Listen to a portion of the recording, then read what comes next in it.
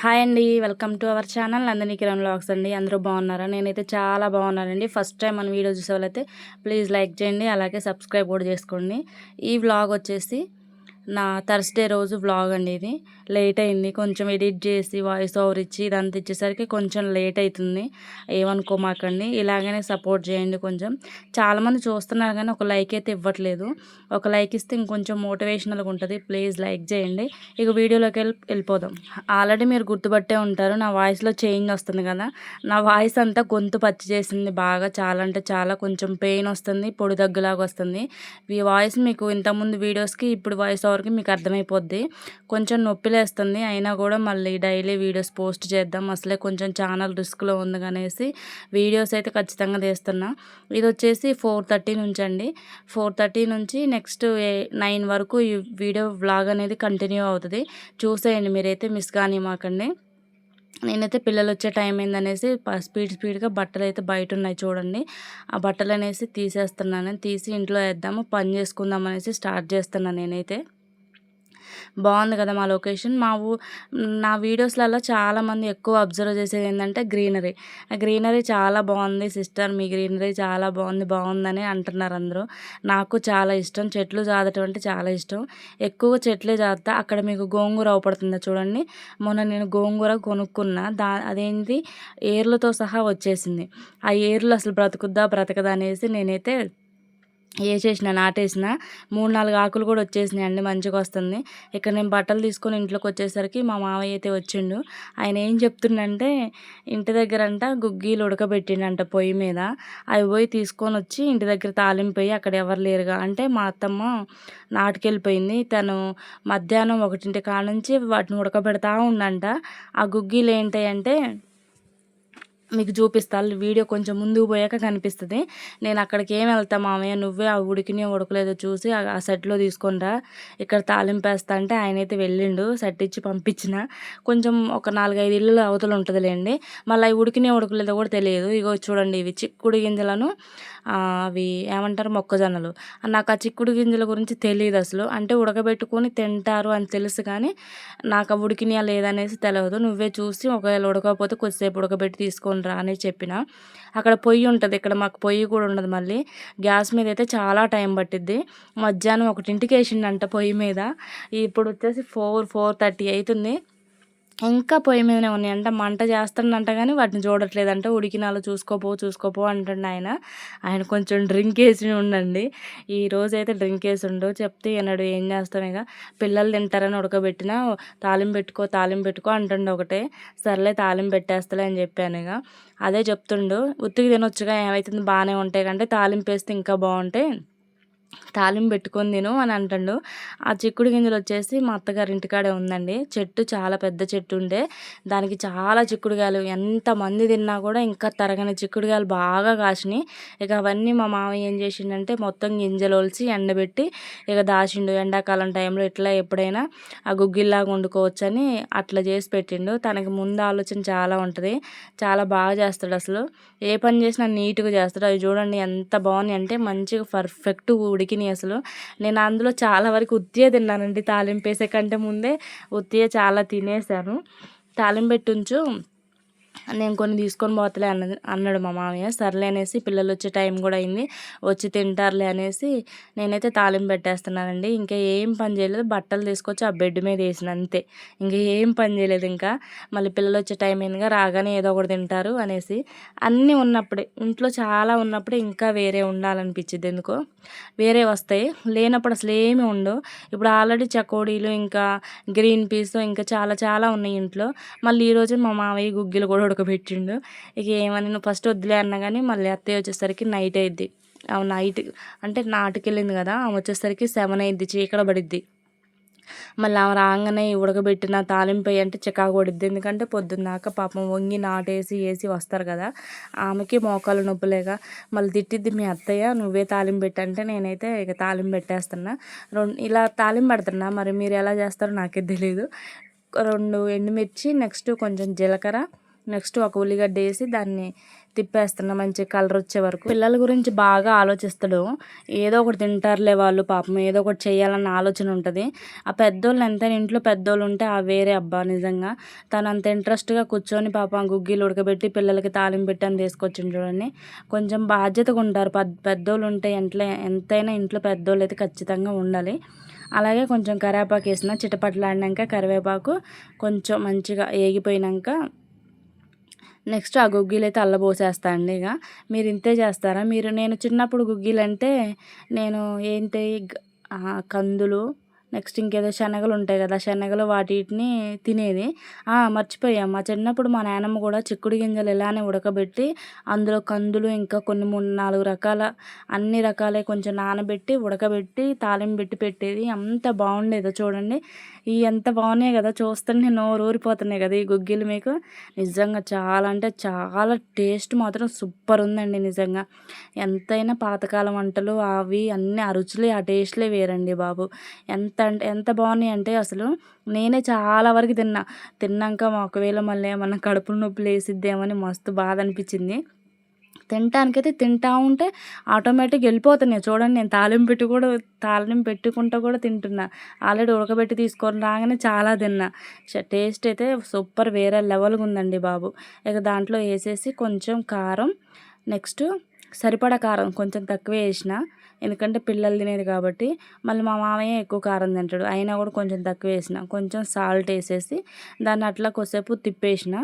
ఎక్కువసేపు కూడా ఏమి ఉంచలేదులేండి, అట్లా తిప్పేసి తర్వాత కొద్దిసేపు ఒక 2-3 మినిట్స్ వరకు అయితే అట్లా తిప్పేసి ఉంచేసిన, అదంతా పట్టదని. చూడండి ఎంత బాగా రెడీ అయ్యాను కదా, ఎంత బాగున్నాయి. చూస్తుంటే నాకైతే నోరు ఊరిపోతున్నాయి. కానీ ఎక్కువ తిన్నా కూడా కడుపులో నొప్పి లేసిద్ది, అవి కొంచెం హార్డ్ ఉంటాయి కాబట్టి. ఇంకా రెడీ అయిపోయినాయి అంటే చూడండి. నా పని అంతా పక్కన పెట్టిన, గిన్నెలు అయితే చాలా ఉన్నాయి. పిల్లలు వచ్చేసరికి పని అంతా తీర్చుకుందాం అనుకున్నా, కానీ ఈ గుగ్గిల మేళం నాకు 4:50 అయింది. పిల్లలకు 5కి వస్తారు. అక్కడ దాకా వెళ్దాం. మా బన్ను అయితే రోజు 4th క్లాస్ కదండి, చాలా బుక్స్ ఉన్నాయి. అసలు చాలా బరువు అవుతున్నాయి. మమ్మీ నువ్వు రా అంటుండు. ఈరోజు అట్లాగే వెళ్దాంలే అనేసి నేనైతే వెళ్తున్నాను. చూడండి ఇది వచ్చేసి మా ఊరు, మీకు కనిపిస్తుంది చూడండి. బాగుందా? కొంచెం పైకి లేవుతా. ఎంతైనా పల్లెటూరు కదండి, సెల్లు పట్టుకొని అటు ఇటు ఇట్లా ఫొటోస్ తీసుకుంటూ పోతే ఏదో ఒకటి, ఒక అమ్మ ఒక తీరుగా ఒక అమ్మ ఒక తీరుగా అనుకుంటారు. ఏమికి లేస్తే ఏదో ఒకటి ఊరికే ఫోన్ పట్టుకొని తిరిగిద్ది అది ఇదా అంటారని ఎంత భయంగా తీసుకుంటూ వస్తున్నాను తెలుసా అండి. ఎవరైనా వస్తున్నప్పుడు వెంటనే కిందికి వేస్తున్నా, ఎవరు రాకముందేమో తీస్తున్నా. చూడండి బాగుంది కదా, అంత గ్రీనరీ, చెట్లు, పల్లెటూరు అంటే చెట్లు కదా. ఇంకా చాలా అంటే చాలా కొట్టేశారండి బాబు, చాలా ఉన్నాయి అసలు. అంతెందుకు మా ఇంటి దగ్గర 3 చింత చెట్లు కొట్టేసిన, మా ఇల్లు ఇక్కడ మా ఊర్లో అంటే మా ప్లేస్లో. అట్లా ఇంటింటికి చింత చెట్టు అయితే ఖచ్చితంగా ఉంది. చింతపండు అయితే మా ఊర్లో కరువు ఉండకపోయేది, అలాంటిది ఇప్పుడు చింత చెట్టు అయితే ఒక్కటి కూడా లేదండి. చాలా అందరు కొట్టేశారు. ఇక్కడ దాకా అయితే వస్తాను నేను. కొంచెం ముందుకెళ్తే గుడి ఉంటుంది, దేవుడి గుడి, రాముల వారి గుడి. అక్కడికి వస్తుంది బస్సు. నేనైతే అక్కడ దాకా వెళ్ళను. ఇటు సైడ్ ఉంది చూసారా యాప్ చెట్టుకి వెళ్ళి, ఇటు రైట్ సైడ్ ఉన్నది తడికలో ఉన్నదేమో మా అత్తయ్య వాళ్ళ ఇల్లు, ఇటు సైడ్ ఉన్నదే మా పిన్నాం వాళ్ళది. ఇక మా అత్తగారు అయితే ఇక్కడ ఉంటారండి. ఇక నేను మా అత్తయ్య వాళ్ళ ఇంటి దగ్గరికి వస్తా. ఇక్కడికి వచ్చి ఇక పిల్లల్ని తీసుకొని పోతా. ఇక అక్కడ గుడి దాకా అయితే వెళ్ళను. ఇక్కడ వచ్చేసి మా అల్లుడు, తమ్ముడు కొడుకు, వాడు వచ్చి ఆడుకుంటుంటే వాడిని చూసి నేను కొద్దిసేపు అక్కడే ఉన్నా. ఎట్లాగో పిల్లలు వచ్చే టైం అయిందనేసి. వీడు ఇప్పుడు ఈ మధ్య అంటే ఒక 2-3 డేస్ బ్యాక్ వాడు గుండు చేశారు, వెంట్రుకలు తీశారు. వాడు వెంట్రుకలు తీసాక ఒక తీరుగుండ్రు. అక్కడ చాలాసేపు ఉండి వచ్చేసినండి. బస్సు ఇంకా రావట్లేదు అనేసి నేను వచ్చేసిన. మళ్ళీ నేను వచ్చిన హాఫ్ అన్ అవర్కి 20 మినిట్స్కి వచ్చారు. బస్సు ఏదో ట్రబుల్ ఇచ్చిందంట. నేను కొంచెం ఇంటికి వచ్చేసిన చూసి మళ్ళీ కొద్దిగా ముందుకెళ్తే అప్పుడు వస్తున్నారనేసి వచ్చిన ఆయమ్మను పిల్లలు వస్తున్నారు చూడండి. బస్సు ఏదో ట్రబుల్ ఇచ్చి ఆగిందంట, అందుకనే లేట్ అయింది మమ్మీ అన్నారు. 5:45 అయింది. వాళ్ళు కరెక్ట్గా ఒక 5 మినిట్స్ ఉందనగానే, ఒక 5కి 5 మినిట్స్ ఉందనగానే ఇంటికి వచ్చేస్తారు. కానీ ఈరోజు హాఫ్ అన్ అవర్ లేట్ అయింది. కొంచెం భయం వేసింది నాకైతే. ఇంకా మా వారికి ఫోన్ చేద్దామంటే ఇక వస్తారులే అందరూ రాలే కానీ ఒక ఆలోచనతో మళ్ళీ వచ్చేసిన. గిన్నెలు అయితే బయట వేసిన, గిన్నెలు బయట అయితే ఈ కుక్కలతో సాగు. మళ్ళీ వీళ్ళు వస్తున్నారని పిల్లల కాడికి అయితే వచ్చేసినండి. మా బుడ్డోడైతే బయటే ఆడుకుంటుండో, వాడి బ్యాగులు 2 బ్యాగులు నేనే తీసుకున్నా. చూడండి గిన్నెలు బయటే వేసిన, ఇంకేం పని కాల. పిల్లలు రాలేదన్న ఆలోచన, ఆరాటం అదే ఎక్కువైంది. భయం వేసిద్ది. పిల్లలు వచ్చే టైం కన్నా కొంచెం లేట్ అయితే మాత్రం ఖచ్చితంగా భయం వేసిద్ది, ఇంకా రావట్లేదని. ఇక వాళ్ళు రాగానే ఇక సాక్స్‌లు, బూట్లు, ఐడీ కార్డులు, టై, బెల్ట్ అన్నీ తీసేస్తున్నారు. స్పీడ్‌గా వెళ్ళండి డాడీ, మీరు hand wash and face wash చేసుకొని రాపోండి, మీకు ఒకటి పెడతా అంటే ఏంటిదని ముందే ఆగర్లాడుతున్నారు. మీరు కడుక్కొని రాపోండి అప్పుడు పెడతారంటే స్పీడ్‌గా వెళ్ళారు. మా వోడు ఆత్రం ఆగట్లేదు, మా బుడ్డోడైతే. నేను తెస్తా పాడు నాన్న బయట కూర్చోండి అన్నా ఆగట్లేదు. ఏం చేసిందో మా మమ్మీ అన్న ఆరాటం తప్ప ఇంకేం లేదు. ఇక తీసుకురాగానే తిన్నారు మంచిగానే. కడుపులో నొప్పి లేసిద్దేమో అనుకున్నలే కానీ మా పెద్దోడైతే తక్కువ తిన్నాడు, బుడ్డోడైతే మరి మంచిగా తిన్నాడు. కానీ స్నాక్స్ అనేవి చాలా మంచిదండి. ఈ ఈ గుగ్గిలు అనేది చాలా ప్రోటీన్స్ ఉంటాయి, పిల్లలకి ఖచ్చితంగా పెట్టాలి కదా. చాలా అంటే చాలా బలం కూడా పిల్లలకి. మా బుడ్డోడు నన్ను ఏం అడుగుతుండు, ఎక్కడే అని అడుగుతుండు. అలాగే వాళ్ళ స్కూల్లో విశేషాలు చెప్తుండు వాడైతే. స్కూల్కి వెళ్ళి రాగానే వాడెవడో కొట్టిండు, వీడెవడో తిట్టిండు, వాళ్ళు అది చేశారు, టీచర్ ఇది అన్నది, టీచర్ అది రాపిచ్చింది, టీచర్ ఇది రాపిచ్చింది అని వాడు కొట్టిండు, వీడు కొట్టిండు, ఇదే కంప్లైంట్లు. మా చిన్నోడైతే మొత్తం ఇదే కంప్లైంట్లు. మా పెద్దోడైతే ఎవ్వరు కొట్టినా కూడా ఏం చేసినా కూడా వాడు అస్సలు చెప్పడు, వాడు దాచుకుంటాడు. నేను అది స్నానం చేయించేటప్పుడు ఎక్కడైనా దెబ్బ తగిలితే ఇది ఎట్లా తగిలిందని ఖచ్చితంగా గద్దిచ్చి చెప్పు అంటే అప్పుడు చెప్తారు. కానీ అస్సలు చెప్పడండి మా పెద్దోడైతే. ఇక త్వరగా వర్కులైతే చేసుకుంటున్నారు. యాక్చువల్లీ మా వారు తొందరగా పని చేసుకో ఖమ్మం వెళ్ళాలి అన్నారు. కానీ ఖమ్మం క్యాన్సిల్ చేసిండు. సర్లే ఎట్లాగో మీరు అంతా పని చేసుకొని ఉన్నారు కదా, కిష్టాపురం వెళ్దాం పాండి అనేసి అన్నాడు. కిష్టాపురంలో ఎక్కడికి తీసుకెళ్తుండో ఏమో తెలియదు. ఇప్పుడు వచ్చేసి 8:30 అంతే, 8:30 అవుతుంది. 8:30కి మమ్మల్ని తీసుకొని పోతుండు. పిల్లలకి ఇంకా స్నానం కూడా చేపియలేదు, ఎందుకంటే వర్కే రాస్తున్నారు. చూడండి అంతా చీకటిగా ఉంది. కిష్టాపురం అంటే మా పక్క ఊరు. మేము బస్సు ఎక్కాలన్నా ఎక్కడికి పోవాలన్నా ఆ ఊరు వెళ్ళాలి. 2 కిలోమీటర్స్ ఉంటుంది. డైరెక్ట్ మా ఊరికి బస్సులు అయితే లేవండి. చీకట్ల చూడండి ఆవులు, గేదెలు, మేకలు అన్నీ వెళ్తున్నాయి చీకట్లోనే. ఇటు కరెంటు కూడా ఉండదు. ఈ 2 కిలోమీటర్స్ వరకు కరెంటు ఏ లైటు ఉండదు. అంత గబ్బిగీయంగా ఉంటుంది, అసలుకి భయం వేసిద్ది ఇటు వెళ్ళాలంటే. ఇక మమ్మల్ని అయితే కిష్టాపురం తీసుకెళ్తాడు. ఎక్కడికి ఏంటి అనేది మాత్రం చెప్పలేదు. అక్కడికి వెళ్ళినాక చెప్దామని అనుకున్నాడులే. కానీ మేము అడుగుతున్నాం, ఒకవేళ ఆ బజ్జీలు పునుగులు ఉంటాయి అక్కడ, ఆ బజ్జీలు పునుగులు తినిపించడానికి వెళ్తాడేమో అనుకున్నాం. మా వారు పనికి పోయి రాగానే స్నానం కూడా చేయలేదు పాపం. డైరెక్ట్ మళ్ళీ షాపులు బంద్ చేస్తారేమో అని మిమ్మల్ని తీసుకొని పోదాం పాడిని, మీరు పోయి వచ్చాక స్నానం చేస్తలే అన్నాడు. ఇక చీకట్లు అన్నీ ఇంటికి చేరుతున్నాయి చూడండి. ఆవులు అన్నీ చాలా చీకట్లో వస్తే ఇది ఒక బాధ, చిన్నగా వెళ్ళాలి. మేఘాలు కూడా చాలా ఉన్నాయి, కాకపోతే అవి వీడియో తీపిలేదు నేనైతే. ఎక్కడికంటే పానీపూరి దగ్గరికి వచ్చినాం. ఖమ్మం క్యాన్సిల్ చేసిండుగా, ఎట్లాగో పానీపూరి ఇక్కడ కొత్తగా పెట్టారంట కిష్టాపురంలో. ఇక్కడ తీసుకొని వచ్చి మాకైతే తినిపించిండండి. ఆయనైతే తిండు, మాకైతే ఏదన్నా పెడతాడు కానీ ఆయనైతే అస్సలు తిండు. మేము ముగ్గురం కదా, 3 2 6 ప్లేట్లు తిన్నాం. మా పెద్దోడికి పానీపూరి అంటే పిచ్చి, అసలు ఇక మామూలు పిచ్చి కాదు వాడికైతే. వాడి సంతోషం మామూలు సంతోషం లేదు. అయితే వాడికి FA1 ఎగ్జామ్స్ కూడా రిజల్ట్ కూడా వచ్చింది. కొంచెం మార్క్స్ అయితే బాగానే వచ్చినాయి. ఇంకా ఫస్ట్ సెకండ్ అయితే ఏం చెప్పలేదు కానీ మార్కులు అయితే బాగానే వచ్చినాయిలేగా.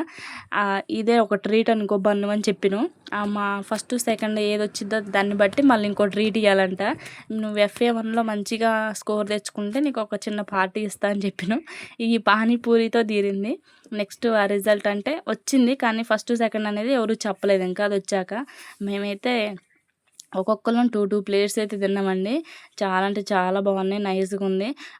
మేము పానీపూరి తినాలంటే ముదిగొండ కానీ ఖమ్మం కానీ వెళ్ళాలి. మా ఈ ఏరియాలో ఎక్కడ ఉండదు. కాకపోతే వీళ్ళు రీసెంట్గా పెట్టారు కాబట్టి మా పిచ్చిని అర్థం చేసుకొని మా వారైతే తీసుకొచ్చిండు. బుడ్డోడికి వేడిగా ఉంటాయి కదా, వాడికి కాలిపోతాయేమనేసి ఒక్కసారి పెట్టిస్తే మా వారైతే తినిపిస్తాడు.